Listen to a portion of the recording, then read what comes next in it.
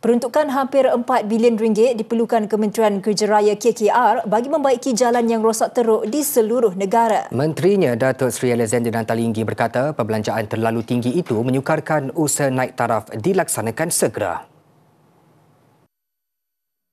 Beliau bagaimanapun berkata kerja baik pulih jalan raya yang dikenal pasti dibuat berdasarkan peruntukan sedia ada. Itulah, jadi kita buat berperingkat lah. Ya, memang kita dah ada dalam data kita. Data bank kita memang kita dah tahu mana jalan yang teruk. Sebab itu kita buat dalam peruntukan yang diberi dalam setahun ke setahun, kita buat dalam mana keutamaannya. Keperluannya besar, isu kita buat dulu yang kritikal. Ya. Antara jalan yang dikategorikan kritikal termasuk Jalan Raya Timur Barat JRTB yang menghubungkan Gerik Perak ke Jeli Kelantan. Proses penambahbaikan laluan tersebut sedang dilakukan KKR dengan peruntukan lebih RM55 juta.